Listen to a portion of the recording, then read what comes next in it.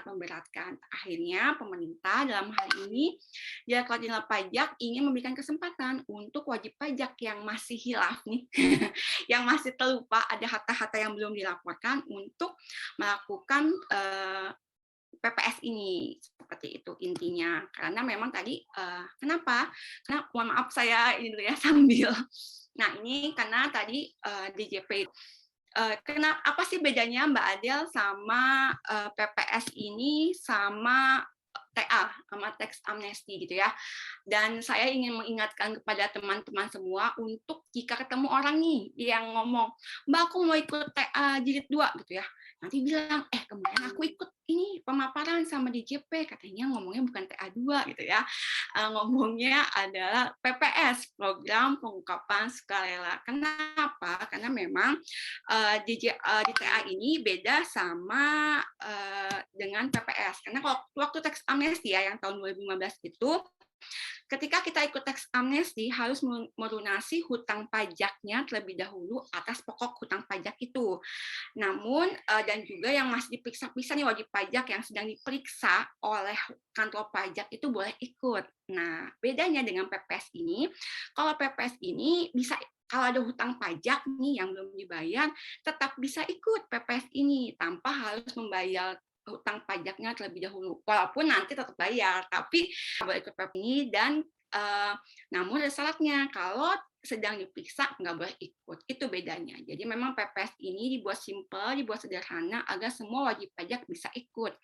Kenapa? Karena tadi saya sampaikan bahwa pemerintah menemukan kondisi nih bahwa ketika teks amnesti tahun 2015 itu ternyata masih ada nih peserta teks amnesti yang belum melaporkan seluruh hartanya. Dan juga ada di tahun 2016 sampai 2020 wajib pajak yang belum melaporkan seluruh hartanya pada SPT. Nah, ini harusnya nih ya, harusnya ketika ditemukan kasus ini, pemerintah DJP akan menetapkan ketetapan bahwa wajib pajak tersebut nih, yang kondisi pertama ya, harus membayar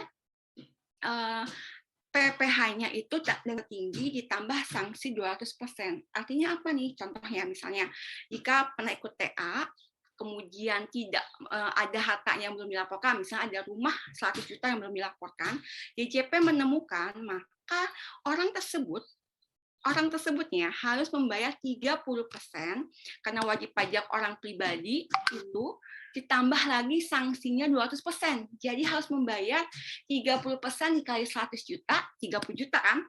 Ditambah sanksi 200%, 60 juta.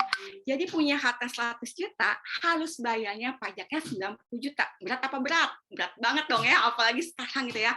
Ini harus kejadian yang harus dibayar sama wajib pajak nih, jika ketahuan ada harta yang belum dilaporkan. Nah, yang kedua juga sama, ketika ada penghasilan tahun 2016 sampai 2020 yang belum dilaporkan, kenanya apa? PPh tarif pasal 17 ditambah sanksi administrasi. Pokoknya selam-selam deh, pokoknya sanksi-sanksinya kalau misalnya tidak ketemu harta yang belum dilaporkan. Akhirnya adalah PPS ini. Nah, ini langsung saja. Kebijakan 1, kebijakan 2. Ingat ada juga kan di PPS ini, kebijakan 1 wajib pajak orang pribadi dan badan peserta teks amnesti. Namun jika memang tidak mengikuti teks amnesti, diperbolehkan ikut kebijakan yang pertama. Basis pengungkapannya harta per 31 Desember 2015 yang belum diungkap pada saat mengikuti teks amnesti. Sedangkan tarifnya nih ya, nah, 11% untuk harta deklarasi luar negeri. Artinya apa? Jika kita punya harta di luar negeri, misalnya apartemen atau tabungan di Swiss, di Korea Selatan, di Australia, di Singapura, di mana-mana, kita belum laporin nih di SPT. Nah, kita ngakuin, saya punya loh apartemen di Korea. 1M belum dilaporin. Ya sudah, jadi nanti 11% dikali harga apartemen tersebut. Tapi apartemen itu tetap ada di sana, tidak dibawa pulang ke Indonesia. Nah, jika nanti misalnya punya tabungan di Bank Swiss, amin lah ya, kita udah pengen ya 500 juta, kemudian saya mau bawa pulang tabung aja lah di bank swasta Indonesia, dibawa pulang, tarifnya itu 8%, 8% dikali 500 juta tadi. Tapi kalau harta yang tadi di bank Swiss itu dibawa pulang ke Indonesia, dan termasuk juga harta dalam negeri yang memang belum dilaporkan di SPT. 6% ini apa? Tadi banyak banget pertanyaannya di kolom chat, udah banyak yang paham ini ya. 6% itu jika tadi harta yang kita akuin itu nanti diinvestasikan ke suatu berharga negara atau hilirisasi atau sektor-sektor yang renewable energy. Itu untuk kebijakan yang pertama. Kebijakan kedua, pesertanya hanya wajib pajak orang pribadi. Basis pengungkapan hartanya tahun 2016 sampai dengan tahun 2020, di mana ada harta-harta yang belum dilaporin pada SPT tahunan 2020. Kemudian untuk tarifnya, nah ini memang ya kalau tarifnya agak tinggi nih dibandingkan dengan kebijakan yang pertama, 18%, 14%, 12%. Namun pembandingnya itu jangan kok tinggi banget ya, karena nanti pembandingnya itu sama tadi yang disampaikan di awal ini. Pembandingnya apa? Jika memang dikenakan tarif sebagaimana mestinya, tarif yang saya jelaskan ini sangat-sangat rendah jika dibandingkan harus membayar sebagaimana aturan resminya tanpa ada PPS. Berlakunya mulai kapan? 1 Januari sampai dengan 30 Juni 2022.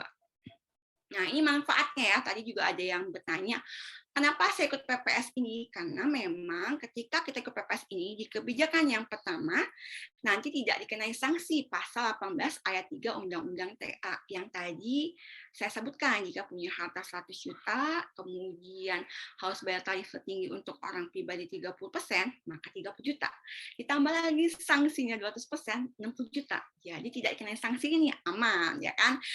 Hanya membayar tadi tarifnya yang pertama 11%, 8%, dan 6% ini gitu. Dan jangan khawatir, untuk data atau informasi ini tidak akan dijadikan sebagai dasar penyelidikan dan atau penuntutan pidana. Jadi tidak akan jadi udah ada data nih langsung diselidiki. Tidak, aman, tidak ada menjadi dasar penyelidikan atau penyidikan dalam perpajakan. Nah, untuk kebijakan 2 yang tadi 2016 sampai 2020, ketika PPS ini tidak diterbitkan ketetapan, artinya wajib pajak tidak diperiksa dari mana harta itu berasal, intinya ya. Ketika ikut PPS ini ya sudah dianggap harta itu nanti menjadi harta kita di SPT tahunan 2022 yang akan dilaporkan di tahun 2023. Ini kecuali memang ketika ternyata nih Mas, dia ikut PPS, ternyata ada harta lagi yang belum dilaporin. Nah, untuk harta yang belum dilaporin saat PPS ini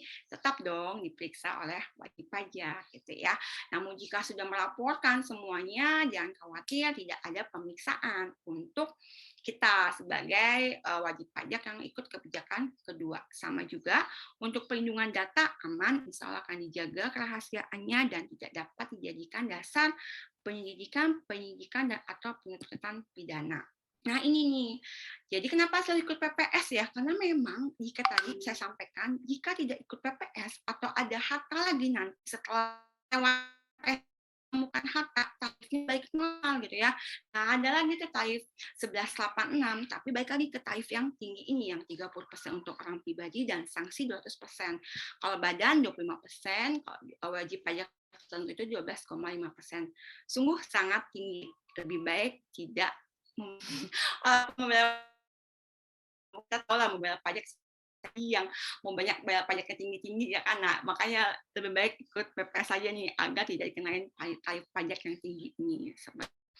Nah, jika ikut kebijakan kedua, maka jika tidak ikut kebijakan jika ikut namun ada hal lagi yang belum dilaporin atau tidak ikut PPS namun kemudian bulan Agustus nih jadi penemu datanya nih, nah ini kena lagi sama PPh finalnya juga 30% di harta tersebut, ditambah lagi sanksi KUP-nya sebesar sanksi bunga per bulan ditambah after factor. Jadi memang sungguh salah memang, karena kan intinya membayar pajak di Indonesia ini penghitungannya self assessment ya kalau pajak, jadi berdasarkan penghitungan kita sendiri. Jadi ketika kita diberikan kepercayaan nih oleh negara untuk menghitung membayar pajak kita sendiri. Nah, alangkah baiknya jika bukti cinta tanah air kita juga disampaikan dengan membayar dan dan semuanya gitu ya. Kalau misalnya enggak dilakukan, ya ada otomatis dong konsekuensinya gitu, membayar pajaknya menjadi lebih tinggi. Ini untuk sekilasnya ya. Ini kalau tadi ada yang bertanya gimana untuk repatriasi. Nah, repatriasi itu maksimal nanti 30 September 2022. Sedangkan jika ingin investasi maksimalnya 30 September 2023. Itu aja yang tahun-tahun yang pentingnya ya. Ini kalau ini kan proses nanti ketika ikut PPS-nya gitu. Nanti ini pakai aplikasi, nanti bisa lihat di Dijen Pajak RI. Misalnya nanya nih, gimana sih caranya ikut PPS? Lihat aja di YouTube-nya Dijen Pajak RI, banget video mengikuti PPS. Itu lengkap, nanti bisa ikutin semua login di DJP online. Ini bentuknya e-form ya. Jadi ketika nanti nih ada yang nanya, aku udah ikut nih kemarin SPPH yang pertama, udah masukin semuanya. Kata istriku gini, jadi ada nih ini motor kita yang di kampung belum dimasukin, gimana ini udah ikut PPS gitu kan. Ya sudah, nanti Bapak kawan pajak bisa ikut lagi, bisa mendownload lagi SPPH-nya, kemudian udah ada kan ditambahin tuh sepeda motor, dimasukin lagi deh SPPH-nya ke DJPN online gitu ya. SPPH apa sih?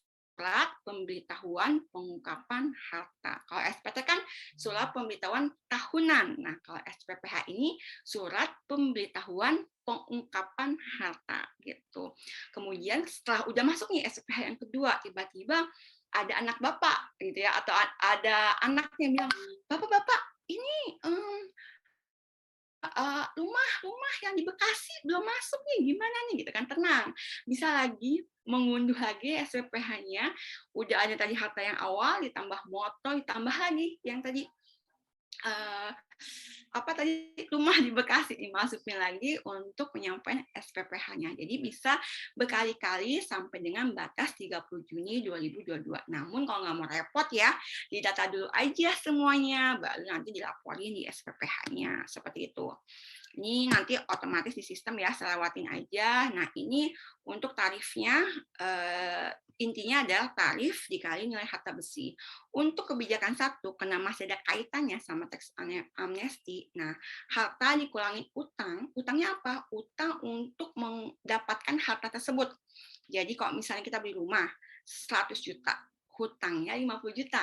Nah, hartanya itu 100 juta dikurangin 50 juta, ya kan? Namun karena ada aturannya, hartanya ini hanya 50% dari nilai, hanya bisa diakuinya itu 50% dari nilai hartanya. Jadi tidak bisa diakui nih semuanya, seperti itu ya. Nah, ini nanti tarifnya tadi udah saya sampaikan ya, 11%, 8%, 6% untuk kebijakan yang pertama. Untuk yang kedua, 18%, 14%, dan juga yang terakhir itu 12%. Ini untuk tarifnya. Nah, ini untuk kebijakan yang pertama, kedua. Jadi intinya adalah tidak diperiksa dan juga wajib pajak yang harus diingat ya, ketika ikut kebijakan pajak itu tidak sedang dilakukan penyidikan atau tidak sedang dilakukan pemeriksaan. Jadi dia harus mencabut dulu nih kok, misalnya lagi ada banding atau keberatan, maka harus dicabut dulu dicabut dulu tuntutannya ke pajaknya, atau selesai dulu pemeriksaan oleh kantor pajaknya, baru bisa ikut PPS, seperti itu ya. Nah, ini yang kebijakan 2, harta dikurangi pokok utangnya. Nilainya berdasarkan apa? Berdasarkan nilai nominal untuk kas atau setara kas. Untuk selain kas, itu berdasarkan harga perolehan. Nah, ini nanti cara pembayarannya pakai kodenya nanti di otomatis ya. Ini tadi sebenarnya aplikasi, jadi nanti bisa dibaca sendiri. Nah, ini mungkin yang paling terkait sama pertanyaan ya di kolom chat ya. Untuk repatriasi, untuk membawa harta yang di luar negeri ke Indonesia, itu nanti di Indonesia ini harus ada holding periodnya. Tadi ditanya berapa lamanya? 5 tahun sejak diterbitkannya surat keterangan. Jadi memang harta itu tidak boleh di Indonesia. Itu jadi tidak boleh dialihkan ke wilayah NKRI. Ini juga sama, untuk investasi juga sama, dibawa ke Indonesia, dimasukin ke slot berharga negara, dan juga hilirisasi atau renewable energy, kemudian juga batas waktunya 5 tahun. Namun ada persyaratannya nih, jadi ketika investasi itu bisa dipindahkan ke bentuk lain setelah minimal 2 tahun. Jadi misalnya sudah di SBN 2 tahun, kemudian mau diambil, dipindahin ke investasi yang di hilirisasi sumber daya alam atau energi yang terbarukan, itu boleh. Syaratnya perpindahan antar investasi itu maksimal 2 kali dengan maksimal 1 kali perpindahan dalam 1 tahun kalender. Kemudian diberikan maksimal jeda 2 tahun perpindahan investasi. Dan jadi misal gini, SBN dimasukin 2 tahun, kemudian nggak kemana-manain dulu. Nah, 5 itu boleh masukin lagi misalnya ke hilirisasi. Nah, itu otomatis jadi nanti holding periodnya 7 tahun kan. Jadi kan 2 tahun, kemudian istirahat 2 tahun, tetap ditambah lagi 3 tahun. Karena memang totalnya holding period itu harus 5 tahun. Seperti itu ya. Ini untuk yang penjelasannya. Nah, ini kalau misalnya memang mau diinvestasikan harus selama 5 tahun di Indonesia. Terus ada lagi tambahannya nih, untuk yang investasi juga ini holding period-nya 5 tahun. Nah, ini tadi ada yang bertanya juga di kolom chat kan, gimana nih cara investasinya? Jika memang mata uangnya itu rupiah, maka SBN-nya hanya dapat rupiah ya, IDR di sini. Yang dolarnya tidak boleh. Jika mata uangnya falas, maka SBN-nya itu bisa IDR, bisa juga dolar. Kemudian untuk repatriasi, jika mata uangnya rupiah, maka SBN-nya rupiah, dolar tidak boleh. Jika falas, bisa kedua-keduanya. Nah, ini sudah untuk SBN ini ya, memang SBN ini kan ternyata dilakukannya ini karena memang PPS ini kan program pemerintah. Jadi memang Kementerian Keuangan dalam hal ini bekerja sama dengan seluruh direktorat yang ada di eselon 1 JP untuk menyampaikan terkait dengan aturannya.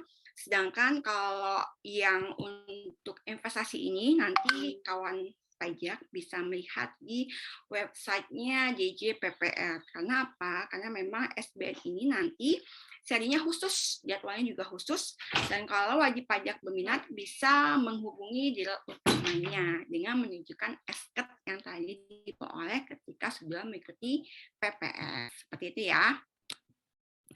Nah, ini kalau untuk mengikuti yang renewable energy, nah, nanti kita nunggu PMK-nya apa saja nih investasi atau perusahaan-perusahaan yang nanti bisa termasuk di dalam hilirisasi sumber daya energi dan renewable energy. Satu, ini nanti sama prosesnya via DJP online, jadi nanti sekilas aja. Yang penting adalah ketika ikut PPS, maka disampaikannya melalui DJP online, seperti Bapak Ibu atau kawan pajak semua saat melaporkan pajaknya menggunakan e-filing. Nah, ini tadi tarif-tarifnya tadi juga udah jelas ya.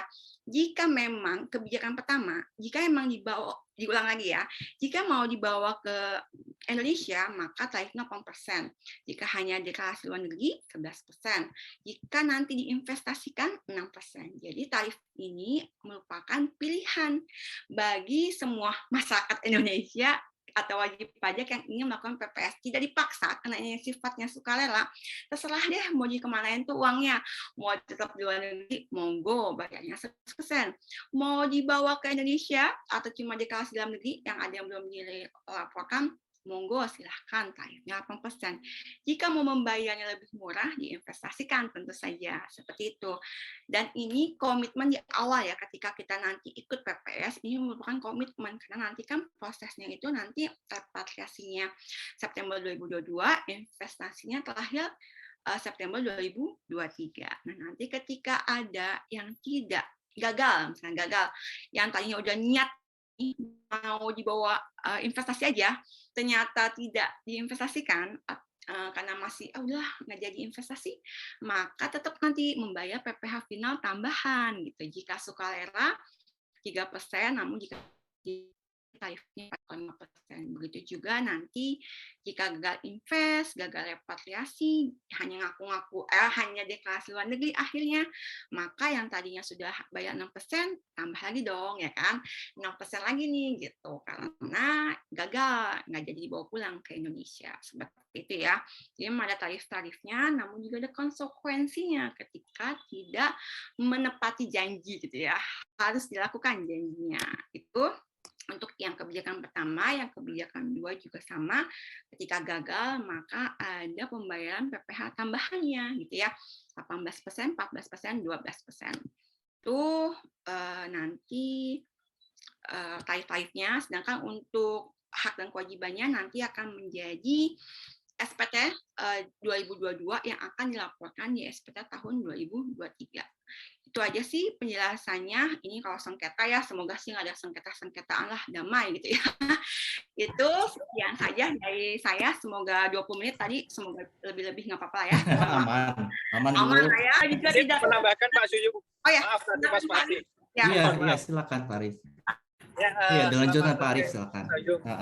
Dan Bapak Ibu, teman-teman dari Manulang Investment semua, ya semua sudah disampaikan Mbak Adel, maka kemudian saya mau sedikit bercerita saja tentang menceritakan kembali tentang apa itu sinetron Ikatan Cinta 72, di mana si Iqbal itu mengakui bahwa dia punya dendam sama Om Andin, termasuk anaknya yang namanya Ivan. Apa? Bapak Ibu kira-kira ternyata kenapa kok dendam? Karena kaitannya sama harta yang diperebutkan. Apa kemudian yang kita bisa pelajari dari sinetron episode ke-427 itu? Bahwa harta itu harus dikelola dengan baik, ya, termasuk dalam hal pelaporannya. Nah, kuncinya gini aja. Jadi yang disampaikan Mbak Adel tadi bahwa kalau silahkan lihat SPT, kemudian cocokkan dengan harta sesungguhnya. Kalau harta sesungguhnya itu ternyata lebih besar dari itu, ya ikutkan saja. Mau ikut program 1, program 2 silakan. Ya, sesuai dengan perolehannya tahun berapa. Intinya itu saja. Nah, ya. Kemudian bagaimana pelaporannya, ada beberapa pertanyaan masuk, misalnya lembarnya apa dan sebagainya, sangat simpel. Tidak ada 10 menit, itu ada di pajak.go.id, ya, ada di pajak.go.id. Download nanti mendapat semacam PDF, ya, macam PDF, isi aja hartanya nanti akan ikut. Dia tarifnya berapa, unggah di situ, bayarnya di situ, ya udah selesai, itu saja. Tutorialnya ada di Dijen Pajak RI, aja TPS. Itu aja yang ingin saya sampaikan, bahwa kalau yang belakang-belakang tadi Mbak Ada sampaikan itu sifatnya hanya konsekuensi, kalau kemudian tarif mengambil mana, kalau kemudian sanksinya, kalau kemudian itu seperti apa ya. Nah, itu aja Pak Suyun kira-kira yang bisa saya sampaikan. Jadi harta-harta, kemudian ternyata tidak sama dengan SPT, ya udah ikutin PPS, itu aja. Terima kasih Pak. Oke. Terima kasih Pak Arif, luar biasa ya ternyata Pak Arif nih. Bagian sinetronnya saya agak nggak mudeng ya, ternyata Pak Arif ini salah satu pencinta sinetron nih. Cuman yang saya ingat adalah tadi kata-katanya adalah, ya kalau hartanya tidak sesuai dengan SPT ya laporkan saja gitu ya Pak Arif ya. Oke, terima kasih banyak nih Pak Arif. Bu Adela juga terima kasih. Pemaparannya sangat lengkap ya, sampai-sampai sebenarnya apa yang saya mau tanyakan tadi sudah terjawab Bu Adel. Tapi nggak apa-apa ya, nanti kita akan go through untuk nge-remind lagi teman-teman, dan mungkin nanti kalau ada elaborasi juga bisa ditambahkan. Tapi mungkin setelah ini saya akan konsultasi dengan Bu Adela, bukan mengenai pajak nih Bu Adela, tapi gimana caranya bisa multitasking, hebat banget ya. Bu Adela sambil present, sambil bisa ketik, sambil bisa jawab, lihat chatnya juga ya, luar biasa. Oke, tapi ada beberapa hal yang saya tangkap, saya catat adalah bahwa memang PPS ini ingatnya kita adalah pemberian kesempatan gitu ya Bu Adel ya. terhadap apa yang harus jadi kewajiban kita melapor tapi belum diungkapkan semuanya gitu. Nah, jadi ini sifatnya adalah pemberian kesempatan. Lalu ternyata tadi saya juga catat bahwa ada beda antara PPS dengan TA gitu ya, terutama mengenai hutang ya. Ada hutang yang harus dibayar dulu kalau di TA, kalau di PPS ya ikut aja dulu gitu ya. Lalu juga kenapa sih ada PPS? Ya karena masih ada WP yang masih belum melaporkan sepenuhnya baik itu di TA ataupun SPT 2016 sampai 2020 gitu ya. Nah, lalu manfaatnya apa? Ya pasti tarifnya beda, terus kedepannya tidak akan jadi dasar penyelidikan gitu ya Bu Adela ya. Dan secara historis harta juga nggak akan diperiksa gitu. Nah lalu konsekuensinya apa? Kalau nggak ikut ya nextnya akan kena tarif normal gitu ya Bu Adela ya. Kurang lebih itu yang mungkin menjadi recapnya saya karena Bu Adela terlalu lengkap gitu sampai-sampai saya nggak bisa ngikutin sih Bu Adela gitu ya. Oke. Kamu ulang lagi boleh. Nanti kita ulang di list pertanyaan yang masuk aja ya. Oke. Nah kita akan masuk ke sesi kedua nih teman-teman mitra distribusi itu ya biar kita ada apa deg-degan sedikit gitu ya, kita mau ngejar nih hadiah apa sih yang sudah disiapkan oleh Mami gitu ya, hadiah eksklusif apa sih. Nah jadi kita mungkin akan mulai nih untuk kuis di peralihan ini ya. Untuk pertanyaan pertama mungkin Pak Robi bisa coba share di screen. Oke. Yang pertama nih teman-teman ya, jadi silakan cepet-cepetan tapi ya harus benar gitu ya. Kapankah batas waktu pelaporan SPT tahunan PPH orang pribadi tahun 2021 ya. Nanti Bu Adela yang akan memilih kira-kira siapa nih yang eligible untuk mendapatkan satu hadiah eksklusif dari Mami. Oke. Kapankah batas waktu pelaporan SPT tahunan PPH orang pribadi tahun 2021?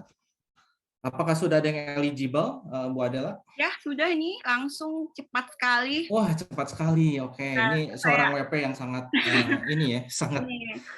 Oke, silakan Bu Adela. Yang benar itu 31 Maret 2022 dari Mbak Lina nih, langsung 340. Yang lain sih luar biasa, banyak banget yang menjawab benar ya. Oke. 31 Maret 2022, tapi Mbak Lina nih yang pertama. 31 Maret 2022 jawabannya pemenangnya adalah Ibu Rina ya. Ya, betul. Oke, kepada yang bersangkutan Ibu Rina ya, yang merasa Ibu Rina, silakan tolong drop chat ya, biar nanti teman-teman panitia bisa memfollow up ya. Nanti drop aja alamat pengantarannya kemana, nanti kita akan segera antarkan hadiahnya gitu. Oke, congrats ya untuk Ibu Rina. Nah, Bu Adel, kita masuk ke sesi kedua ya. Kita akan berdiskusi mengenai list pertanyaan yang sudah masuk sebelum sesi ini kita laksanakan ya. Ya walaupun ini ada beberapa yang sudah terjawab ya, tapi nggak apa-apa kita go through satu-satu ya.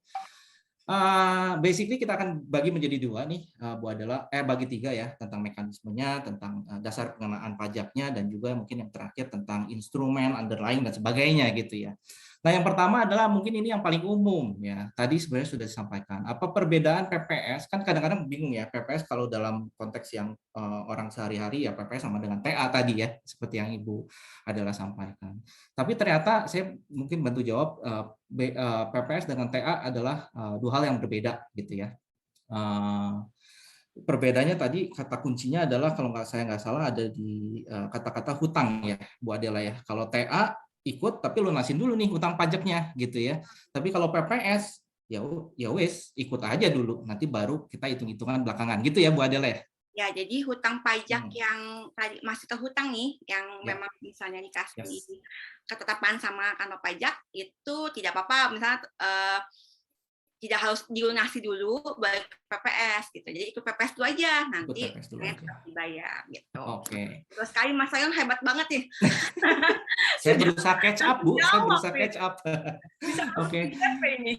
Iya, lalu berkaitan dengan pertanyaan ini juga, siapa dan kondisi apa yang diharapkan dapat memanfaatkan program ini? Ya tentunya tadi satu, belum mendeklar sepenuhnya ketika TA jilid 2 dan WPOP yang belum melaporkan penghasilannya sesuai di SPT 2016 sampai 2020 gitu ya Bu Adela ya, koreksi kalau salah. Luar biasa. Oke, Dulu ya, Mas, izin. habis ini saya melamar ke DJP Bu. Ya. Oke, berikutnya nih Bu Kayaknya yang Adela jawab ya. Pak Suyung semua ini. Oke, yang kedua nih Bu Adela ya, jika seorang WP sedang dalam proses pemeriksaan, apakah boleh mengikuti PPS? Ya, jawabannya tidak, ya, tidak boleh. Dan apakah pemeriksaan yang berjalan tersebut menjadi batal? Ya sudah tidak applicable ya, karena yang ikut PPS ini tentunya yang belum sempat terpanggil, ya Bu Adela ya. Betul. Jadi kalau misalnya nanti pemeriksaan sudah selesai kan dapat hasil pemeriksaan kantor pajak nih, misalnya bulan Maret, itu baru nanti nanti ya gitulah, pokoknya tidak dilakukan pemeriksaan ya Pak Arif ya. Mungkin Pak Arif bisa menambahkan terkait dengan ini. Silakan Pak Arif. Ya. Ya, baik, yang sedang diperiksa itu kalau tidak ikut yang kebijakan 2. Kalau kebijakan 1 tidak masalahnya. Oke. Ya. Oke. Kebijakan 2 ya, 1 tidak masalah ya. Oke, lalu kita mungkin bisa lanjut nih. Nah, ini yang seru nih. Ini harusnya tadi belum sempat tercater di presentasi tadi. Jadi apabila seseorang baru memiliki NPWP di tahun 2021, apakah dapat mengikuti PPS? Ya. Kalau ini mungkin Pak Arif ini bisa lebih terkait dengan NPWP Pak, tahun 2021 baru punya NPWP.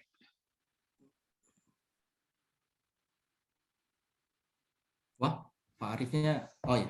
Ya, jadi, ya baik wanita. Ya. Baik. Jadi ini NPWP itu adalah sarana administratif. Ya. NPWP terdaftar 2021 bisa jadi itu sudah punya kewajiban yang mestinya dilaporkan sebelumnya. Ya, misalnya kan, udah punya penghasilan, udah punya harta mulai tahun misalnya 2019. Nah, ya, kemudian 2019, maka bisa mengikuti. Ya, misalnya ternyata itu sebenarnya terdaftar 2021, tapi sebenarnya saya sudah punya harta 2019. Maka kemudian yang penting masukin dulu SPT 2020-nya ya. Masukin SPT 2020 baru ikut PPS-nya. Bisa ini. Cukup banyak pertanyaan seperti itu. Luar biasa ini kan kesadarannya kan 2 kali berarti Pak Suyu. Ya, gitu. Oke, baik, jelas sekali ya. Jadi 2021 tapi tetap aja mungkin punya kewajiban sebelumnya karena punya harta di tahun-tahun sebelumnya, dan tentunya itu kita stepnya adalah masukin dulu di SPT 2020, baru setelahnya apabila dirasa perlu baru mengikuti program pengungkapan sukarela ya, gitu ya Pak Arif ya. Oke, baik. Nah, lalu selanjutnya nih mengenai langkah ya Bu Adela. Jadi kalau untuk mengikuti program ini, siapa yang harus dihubungi nih untuk mendapatkan penjelasan PPS, dan langkah pertamanya apa gitu kan untuk orang-orang yang bingung. Jadi memang kan setiap kita nih, setiap wajib pajak itu mempunyai ukon representatif ya Mas Soyong ya, di KPP terdaftar. Nah itu jika memang punya kendala demikian bisa menghubungi dulu nih KPP terdaftarnya, bisa disambungkan ke AR-nya, dan juga di setiap kantor pelayanan pajak sekarang mempunyai helpdesk program pengungkapan sukarela.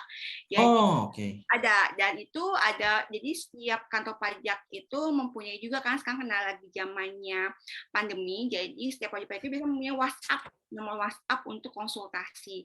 Itu nanti bisa kawan pajak lihat di www.pajak.go.id unit kerja. Itu nanti dicari aja kantor pajak di mana, kawan pajak terdaftar, kemudian bisa di-chat, kemudian bisa mencari informasi di situ. Atau juga kantor pusat nih, kantor pusat Direktorat Pajak juga mempunyai helpdesk nih. Mungkin bisa dicatat ya, saya sebutkan nih. Itu bisa nelfon di 1-500-008 atau chat 0811 56 1508. Dan kalau sekarang zaman sih ya gampang banget, tinggal pajak.go.id atau terus pajak pajak.go.id/pps. Itu berisi website informasi-informasi semuanya terkait dengan PPS. Kami juga di kantor pusat juga sudah mengeluarkan buku nih. Nanti saya chat ya di linknya. Baik, Itu Bu Adela. e-book ya, e-book yang berisi semua Panduan. panduan beserta Q&A. Ini nanti bisa gratis, jadi free. Nanti coba saya chat nanti di kolom chat ya. Oke, berarti ada setidaknya 3 metode yang kita bisa lakukan ya. Pergi ke kantor pajak, ke help desk ya, karena berarti di setiap cabang ada help desk untuk PPS ya sekarang ya Bu ya. Oke, jadi gitu ya teman-teman, di semua cabang kantor pajak ada petugas help desk PPS. Atau yang kedua ya seperti nasabah mencari teman-teman ya, jadi kita mencari AR-nya masing-masing, atau mungkin bisa lewat WhatsApp dan juga tadi ya web ya, www.pajak.co.id/unit kerja gitu ya, Bu Adela ya. Untuk paduannya tadi Bu Adela sudah bantu kita, detailnya bisa ke mana mengenai PPS ini di kolom chat ya. Oke, kalau gitu kita bisa terusin nih. Satu lagi. Ya, satu lagi. Kita kan terbatas waktu ya, hanya 1 jam. Nah, selama Januari sampai dengan Juni 2022, kantor pusat Direktorat Pajak juga menyelenggarakan kelas pajak, Mas. Jadi kelas pajak, pajak terkait dengan PPS ini setiap Selasa dengan Kamis itu kalau di kantor pusat, sedangkan Senin, Rabu, Jumat bisa memilih nih di kantor pajak mana. Itu juga sama, nanti bisa buka www.pajak.co.id, nanti cari kelas pajak, bisa daftar langsung. Oke, bisa daftar langsung, tinggal datang bawa apa tuh Bu Adela? Zoom webinar. Oh ya, virtual ya. Tinggal pilih hari apa, kalau Selasa pagi, kalau Kamis siang, itu sudah diikuti dengan nanti berarti ketika kita daftar kita akan dikirimkan sesuatu kah ke email kita? Ya, nanti kita kan daftar email kita kan. Nanti biasanya kita daftar misalnya hari Kamis besok pagi, nanti H-1 ada link Zoom-nya yang dikirimkan ke email kita. Oke, jadi nanti akan dikirimkan konfirmasi ya, Bu Adela ya. Oke. Ini ada yang Mbak Lina pernah daftar di Google Form, namun tidak pernah ada jawaban. Dicoba lagi. Dicoba lagi, mohon maaf mungkin terlewat ya, skip. Nah, dicoba lagi. Insya Allah biasanya itu 30-50 orang sehari, Mas. Jadi kita tetap dicoba lagi, Mbak Lina tetap semangat karena udah dapat hadiah kan. Jadi tetap dicoba lagi daftarnya via Zoom nanti. Oke. Selanjutnya kita akan membahas mengenai mungkin dasar pengenaan pajaknya ya nih Bu Adela nih. Ada pertanyaan nih. Apabila ada harta yang belum dicantumkan pada SPT sebelumnya, tetapi aset tersebut dibeli dari penghasilan yang sudah dipotong pajak.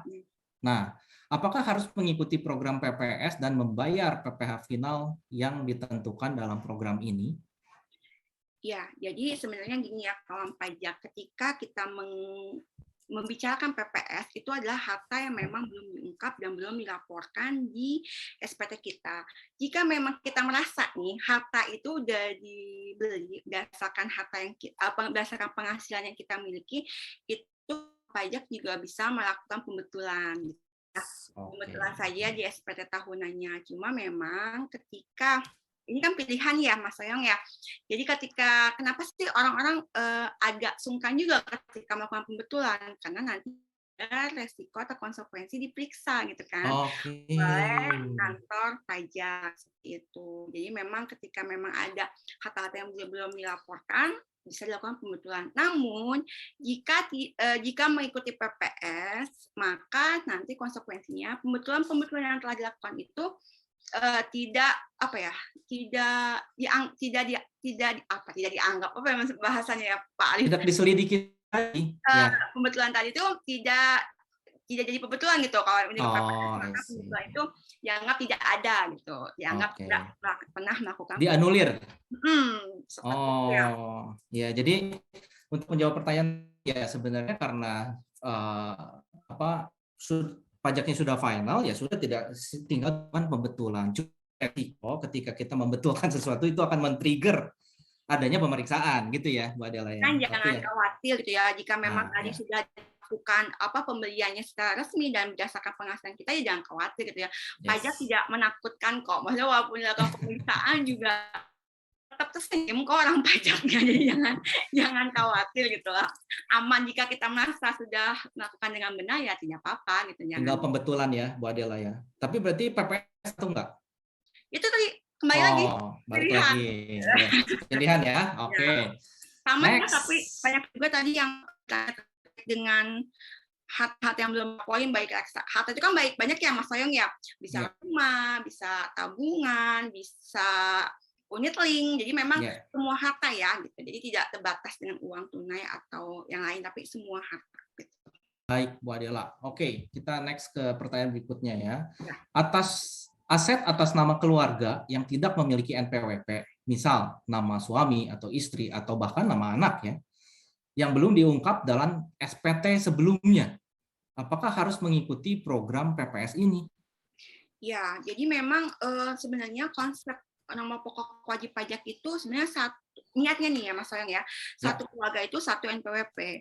Jadi misalnya ada suami istri gitu ya, suaminya punya NPWP, istrinya itu memang jika mau bergabung dengan NPWP suaminya itu memang sekarang harus bergabung gitu. Jadi memang si istri ini nanti penghasilannya itu ditambahkan dengan penghasilan suami, kemudian baru nanti jadi penghasilan yang diperhitungkan untuk dikali tarif pajaknya. Begitu juga dengan harta. Jadi ketika nanti memang ada harta-harta mungkin nikah gitu ya, mungkin nikah terus ternyata istrinya membawa rumah gitu kan, yang belum dilaporkan SPT, itu sama bisa juga pilihannya tadi. Pokoknya semua harta bisa dilakukan pembetulan atau seperti itu Mas Soyong intinya. Jika memang ada harta untuk tahun 2016 sampai dengan tahun 2020 ya untuk orang pribadi gitu. Oke, kata kuncinya tadi adalah semua yang berkaitan dengan harta itu selalu dihadapkan pada dua pilihan. Yang pertama adalah pembetulan, tapi dengan segala macam konsekuensinya, ya itu balik lagi ke pribadi. Kalau nggak takut, semuanya clear, silakan. Tapi ada resiko di situ. Atau yang kedua adalah PPS, gitu, dengan membayar sejumlah tarif, gitu ya, Bu Adela ya. Baik, oke, saya rasa itu sudah terjawab. Lalu berikutnya, nah. Ini juga seru nih. Apakah reksadana, asuransi, dan produk investasi lainnya yang belum diungkapkan itu harus diikutsertakan dalam PPS atau cukup hanya dilakukan pembetulan saja? Iya, sama sih. Jadi sama ya, itu masuk harta ya. Jadi memang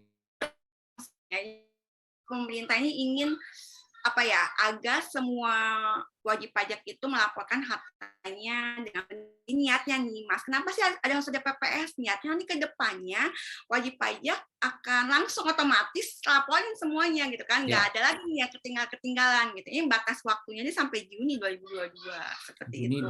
2022. Kalau mau tobat kalau mau biar ini nih bebas gitu, nggak kepikiran lagi, udah lapor aja lah ya, ikut aja lah ya PPS gitu. Nah ini masih soal harta nih, cuman ini mungkin lebih detail nih Bu Adela. Jadi kalau kita bicara properti nih ya, kalau ada aset properti tapi masih dalam proses pengikatan jual beli, belum dilakukan serah terima gitu, nah harus dicantumkan dalam kolom harta dan disertakan dalam PPS ini juga. Ya, nanti kalau untuk harta itu kan sebenarnya nanti dilihat ya, berarti kan tahunnya itu kalau memang sudah menjadi, kalau 2022 nih ya kan, kayaknya kalau tahun 2002 kan 2000 sekarang kayaknya pasti rumah itu nanti dilakukan tahun belum SPT tahunan ya. Jangan kelewat. Bu Adel, ini kayaknya kita seru banget ya. Animo juga banyak sekali. Nggak apa-apa ya kalau kita mungkin panjang-panjang lebih dari waktunya 10 menit, 15 menit gitu, nggak apa-apa ya Bu Adela ya. Saya lanjut 2 pertanyaan lagi, setelah itu kita kuis ya Bu Adela dan teman-teman. Oke, yang pertama masih mengenai harta tapi ini waris atau hibah ya. Apakah harta yang didapat dari waris atau hibah tapi belum tercantum dalam SPT sebelumnya harus diikutsertakan dan membayar pajak dalam program PPS ini? Ya. Jadi intinya itu ya, kalau misalnya kita nih asalnya itu bukan merupakan objek pajak sepanjang tidak ada penghasilan dari warisan tersebut. Misalnya saya memang warisan atau hibah ya Mas Soyong ya, jika memang dari orang tua kita itu itu bukan merupakan objek pajak sepanjang memang tidak ada penghasilan dari warisan tersebut. Intinya gini, saya misalnya dapat warisan dari orang tua saya rumah, tapi orang tua saya itu selalu melaporkan rumah itu di SPT tahunannya. Oke. Aman kan? Aman. Aman, itu aman. Nah, Oke. ketika orang tua saya meninggal kemudian menyerahkan rumahnya ke saya, Oke. itu saya cukup saja melaporkan rumah dia di SPT tahunan saya gitu. Kecuali jika memang rumah itu disewain dikontrak, nih. Ya, dikontrakin, dapat penghasilan. Pinter banget sih udah. Jika memang itu dikontrakin, itu kan ada penghasilan. Nah, penghasilan dari rumah itu yang belum bisa diikan di seperti mengharapkan semua penghasilan. Nah, masalahnya adalah ketika orang tua saya itu misalnya tidak ngelaporin, gitu. Ya kan, nggak punya NPWP di zaman dulu gitu, apa sih gitu ya, nggak punya NPWP. Nah, ada dua pilihan nih. Yang pertama, kebetulan SPT oleh si pemberi waris gitu. Jadi yang dialihkan yang bisa dilakukan oleh ahli warisnya. Jadi memang kalau misalnya orang tuanya masih ada gitu kan ya. Tapi memang udah dapat harta nih, nah itu bisa dilakukan pembetulan. Atau sekali lagi, ya udahlah biar nggak ribet-ribet amat, udahlah bayar aja PPS-nya gitu. Balik lagi ke situ ya. Nanti setelah pembetulan dan PPS. Baik lagi gitu. Intinya itu aja sih. Ketika udah bayar PPS, nah udah nanti rumah tersebut bisa dilaporkan di SPT-nya saya seperti itu. Oke. Lalu apabila mendapatkan harta waris atau hibah pada masa PPS, mengikuti program ini ya balik lagi tadi ya penjelasannya sama ya, kondisinya sama ya. Harusnya itu sudah menjawab. Oke, sebelum kita ke pertanyaan lagi, ada baiknya kita merefresh dulu nih ya dengan hadiah-hadiah, bukan hadiah-hadiah sih, hadiah aja satu ya. Silakan untuk Pak Robi bisa disampaikan. Pertanyaan berikutnya adalah apa? Bu Adela standby untuk ini. Oke. Apa kepanjangan dari SPPH sebagai sarana mengikuti program pengungkapan sukarela ini? Ayo teman-teman, silakan monggo cepet-cepetan ya. Apa kepanjangan dari SPPH sebagai sarana mengikuti program pengungkapan sukarela ini? Tadi saya sempat lihat sih ada singkatan ini SPPH ini. Ulang 2 kali juga tadi Mas. Ini udah ada pemenangnya lagi luar biasa. Oke, terima kasih banget loh. Saya walaupun tidak melihat audiens ya, tapi saya merasa saya didengarkan. Terima kasih atas semua jawabannya di via chat. Sebenarnya ini Mbak Ina lagi ya, luar biasa Mbak Ina. Tapi mohon maaf ya Mbak Ina. Mohon maaf Bu Rina ya. Jadi berikan kesempatan ke yang lain. Betul, tapi luar biasa Mbak Ina ya. Salam apresiasi dari saya. Yang berarti Mas Eki Serkon nih, surat pemberitahuan pengungkapan harta. Betul. Oke, sorry boleh diulangi Pak Eki? Pak Eki ya? BRI_Eki double K Serkon. Pak Eki. Silakan Pak Eki untuk chat alamat pengiriman sehingga teman-teman teman panitia bisa mengirimkan hadiahnya. Oke. Karena waktunya juga sudah mepet, kita lanjut ya Bu Adel ya. Ke beberapa pertanyaan berikutnya nanti kita dari floor juga kita bisa bahas. Ini mengenai instrumen nih Bapak Ibu. Apa saja yang diperbolehkan untuk mendapatkan PPh final yang lebih rendah?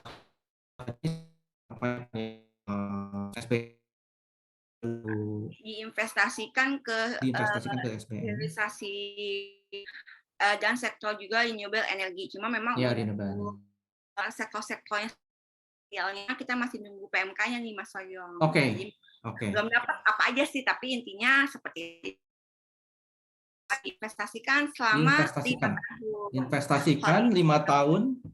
Kalau rupiah hanya bisa SBN rupiah, kalau US dollar bisa dua-duanya. SBN ya, baik rupiah ataupun US dollar. Oke, cakep. Nah, mengenai SBN ini tentunya berarti akan ada seri khusus nih. Ya Bu Adel ya, untuk pembelian si SBN ini. Boleh dielaborasi lagi nggak Bu Adel?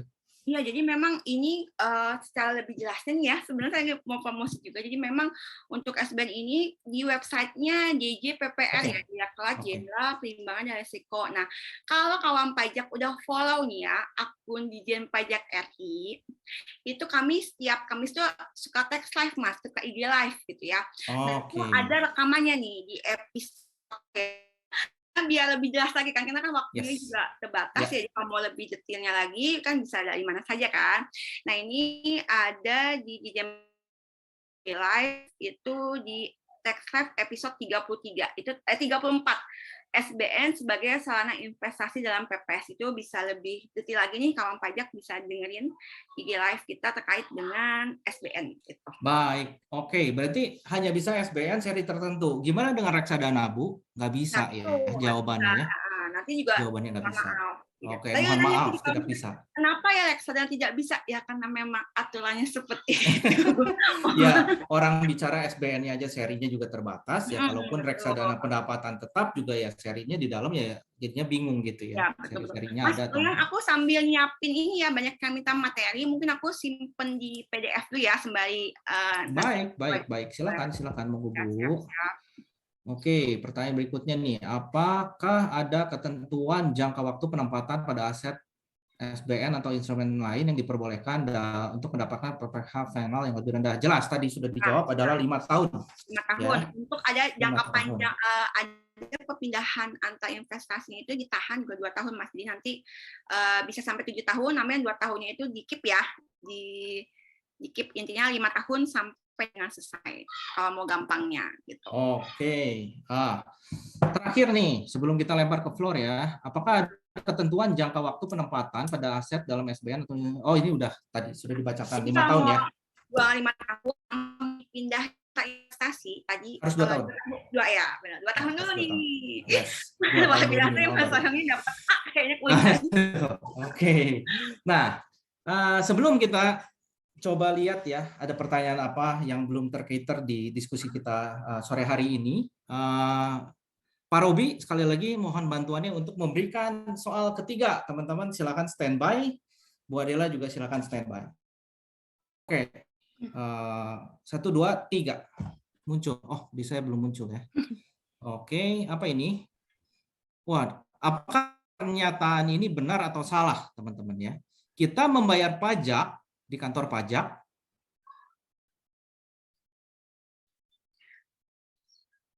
Wah, sudah banyak juga ini. Sudah banyak juga. Gampangan kayaknya pertanyaan yang dibuat ya. Maaf ya, kurang menantang kayaknya. Kurang menantang.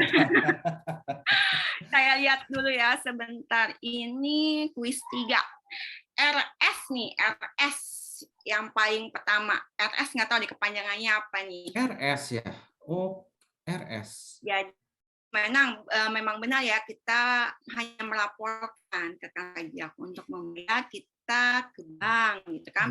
Suyungnya ya Bu, bayar ke Suyung, lapor ke pajak gitu ya Bu ya. Oh bukan ya. Oke, bayar ke bank ya teman-teman. Pembayaran pajaknya. Bayar ke bank, lalu lapor ke pajak. Ya, kesimpelnya ya. Pakai e-filing, jadi nggak usah datang-datang. Yes, itu membantu ya Bu ya. Saya sendiri juga pakai e-filing tuh enak banget ya, cepat. Ya tapi jangan mepet-mepet sih. Kalau mepet-mepet suka berat ya. Nah itu agak ngedrop nanti ya. Mohon maaf ya, jadi bayarnya tengah malam gitu ya. Yes, biasa kan kita Bu bisa senangnya yang mepet-mepet soalnya. Ya, betul. Oke, list pertanyaan kita kumpulin sebenarnya sudah selesai, tapi ini ada beberapa pertanyaan yang saya bisa susulin ya Bu ya dari floor. Apabila mengikuti kebijakan 1, apakah setelah itu perlu ada pembetulan di SPT 2016 sampai 2020 atau langsung dilaporkan pada SPT tahunan 2022 saja? Ya. Betul, jadi tadi ketika sudah memang mengikuti kebijakan kedua ya, berarti itu ya.